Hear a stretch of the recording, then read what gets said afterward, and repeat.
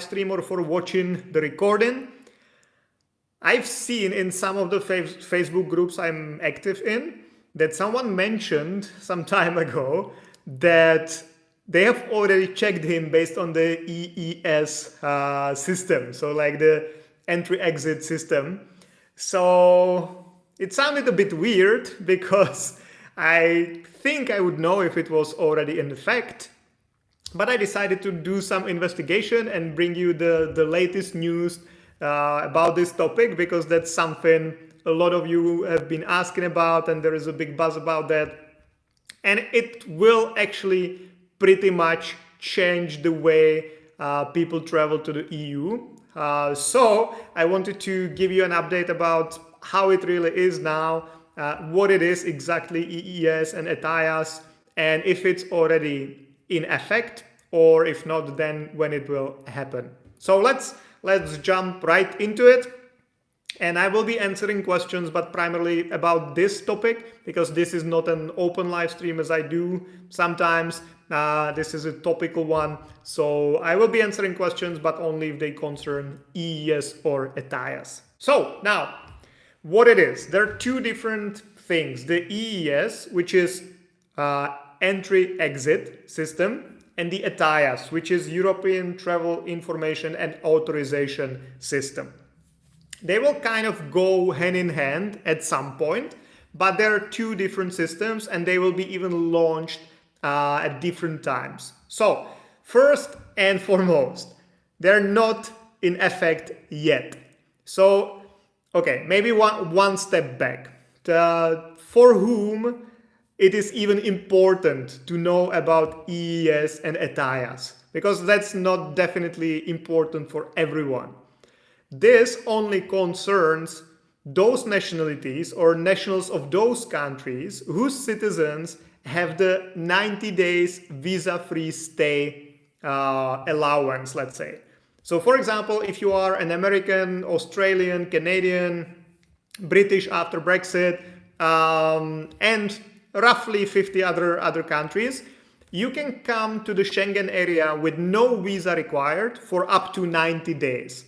And for you, basically this video is because that's the only group of people which will be affected by the EES and ETIAS. EU citizens don't need to care. British, who are covered by the Article 50, so they are still considered kind of EU citizens in at least one of the EU countries. They will not be affected by this as well, or either, whatever. Excuse my English today, it's just my brain is not braining properly.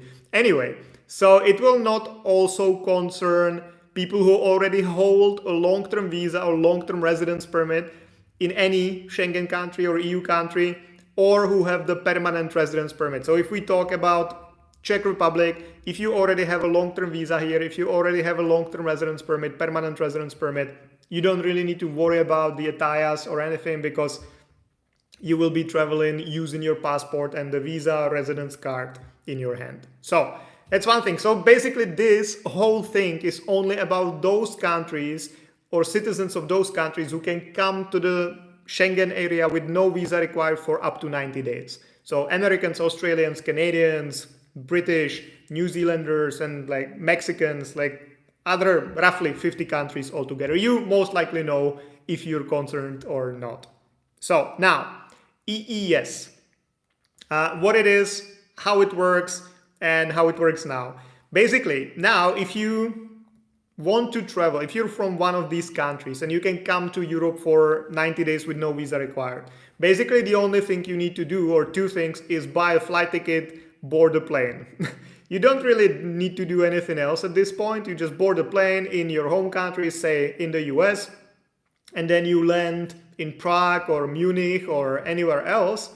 And when you exit the plane, you get a stamp showing the date when you entered the Schengen space and the place, so the airport, the city, and that's basically it. That's when your 90 days start counting. Then when you leave, you get, before you board the plane to a flight to like outside of Schengen country, then you will get a stamp, the exit stamp, which also shows where you fly from and when. So everyone can easily calculate if you left within those 90 days or not, if you overstay the 90 days. Now, the problem with that is that it's very ineffective. And basically, there is no easy way to track the people who are overstaying. So if you come here as an American citizen and you enter and you don't leave after the 90 days, no one will know until you actually leave. Because when you leave, they will look into your passport, they will see only the entry stamp from more than 90 days ago. And at that point, they will know. Question is if they will do anything or not. I will not cover that in this topic, but basically that's how it works now. It's very ineffective. Also, some countries are known, or some border crossings, some airplanes like airports, or some some entry points, let's say, are known for sometimes not really giving the stamps, because it also depends on the officer who's actually sitting there, all that. So very ineffective, and basically no way of tracking people who are overstaying the 90 days. When the EES is introduced, basically all this information will be stored electronically and will be shared across the whole EU or the Schengen area. So once you enter, there will be no stamp. You will scan your passport and you will be automatically in the system. So it will also be possible to track if you left before the 90 days run out or not. So this will basically eliminate overstaying. Definitely not within the first weeks, maybe months, because I don't expect the system to be properly working right away. That's a huge system, a huge amount of data, still space for people's error, or how is it, human error, whatever. Like that, the person who should be scanning your passport will not do that properly, or something will happen with the system. I don't know, So there is still space for mistakes, errors, and it will not be properly working, in my opinion, the first couple of weeks, months, most likely. But once it starts working, everything will be electronic. All your movements, every time you cross the Schengen border, the EES will know, and it will be easy for the authorities to track people who've been overstaying. If they will do that or not, that's a question. But when the ETIAS is connected to EES, then it will be a completely different story as well. So that was the EES. One more thing, maybe, these 90 days apply to all the Schengen countries. There might be extra bilateral agreements between Poland and the US that you can stay on top of the 90 days in Poland for additional 90 days or whatever, things like that. We also have some agreements with some specific countries that you can stay longer than 90 days, but generally the 90 in 180 applies to the whole Schengen area, and the EES, it will still be the same. So it doesn't mean that if you enter to the Czech Republic, you can be in the Czech Republic for 90 days and then you can go to Germany for 90 days or anything like that. So the rules will still stay the same, 90 days in the last 180. Now, ETIAS, European Travel Information and Authorization System. As I mentioned before, when you want to travel here now, you basically just buy a flight ticket, board a plane, that's it.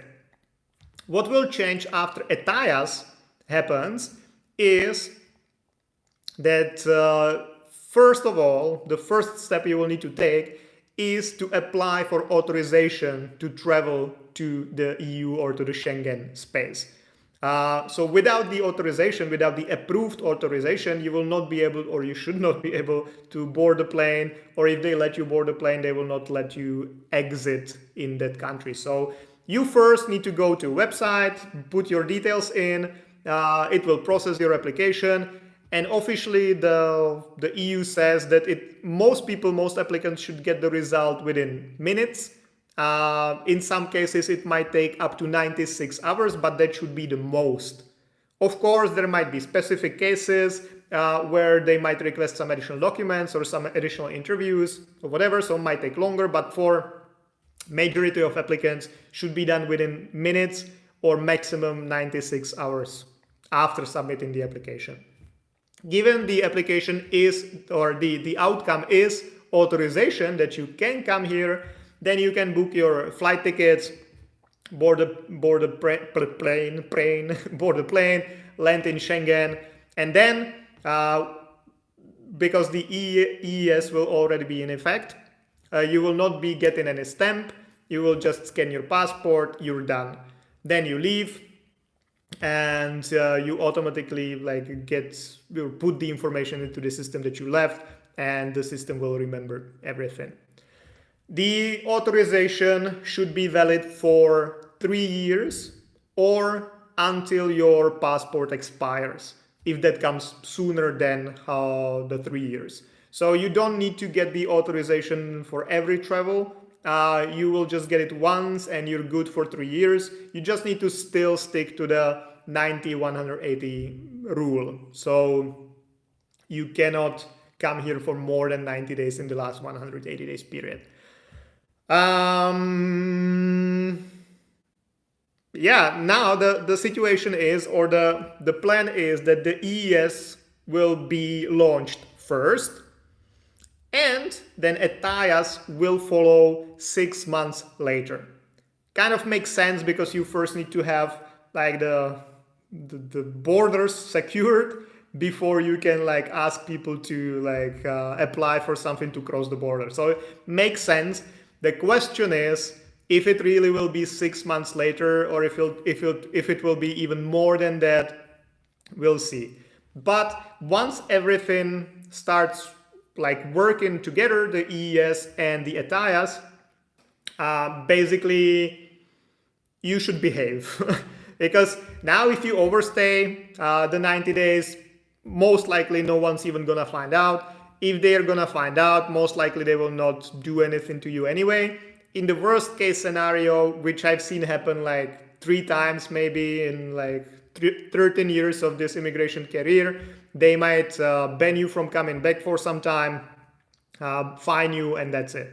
But once the EES system and the ETIAS systems are working, basically there will be no space for overstaying, because the electronic system will know that you've overstayed.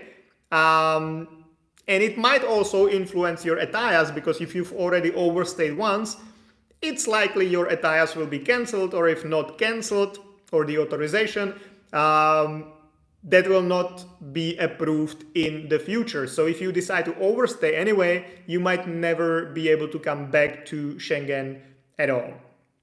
Of course, we don't know what will be the rules, or at least I don't know what will be the rules about that, how strict the authorities will be, if really overstaying will prevent you from ever coming back.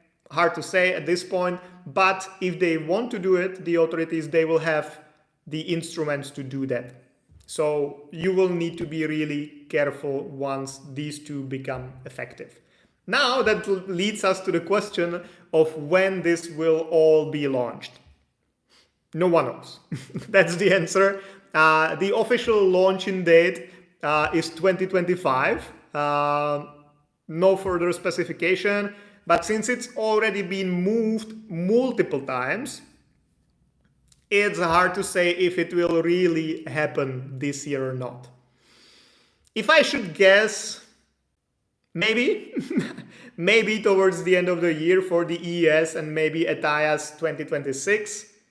But honestly, I have no knowledge of how far the systems are, because the problem with this is that all the Schengen countries must implement the system, and that will be the same system, so it must be available in all those countries as well. And especially with Croatia and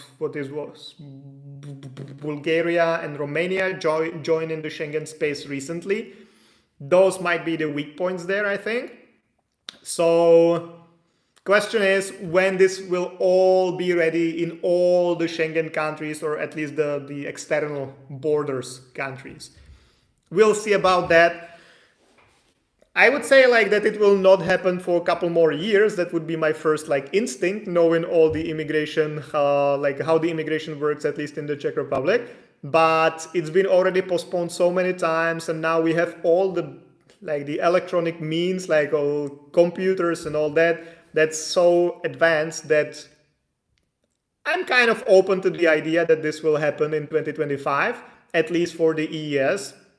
But I would say towards the end of the year, if it happens, and we'll see for how long it will stay, or like how long will be the trial period and how it will work, because I don't expect all the border crossings and all the machines like working properly from day one and like keep working forever basically. So I'm sure there will be problems, or almost sure. I don't know. Maybe the EU will surprise me, but I expect that it will not be working properly for a couple of weeks, maybe a couple months before it settles.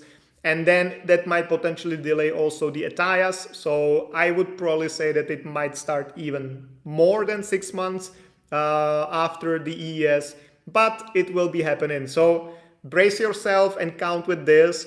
If you plan on moving here like in 2026, 2027, maybe move it to 2025 to 2026, so you don't have to worry about these additional I don't want to say problems, but it will definitely be complications for those of you who want to apply for visas inside of the Schengen space, so like in Dresden or somewhere else, because you will just have no way of overstaying. So everything will need to be like super perfectly planned so you can make it actually within the 90 days. And I think that's it. Let's see if we have any questions about the EES or ETIAS. Student visa, MAGA, I don't know what it means. Be careful in Austria. Chamuki Bazuki gives a tip for you. Guys, be careful in Austria. They love to count the days in your passport. Thank you for the warning or for the heads up. Let's see if we have any other question. Can I apply for a residence permit, the 60th day no appeal? Okay, so no questions regarding this topic. So I thank you guys for being here. If you find this useful, please share it, even like it, comment it, that all helps.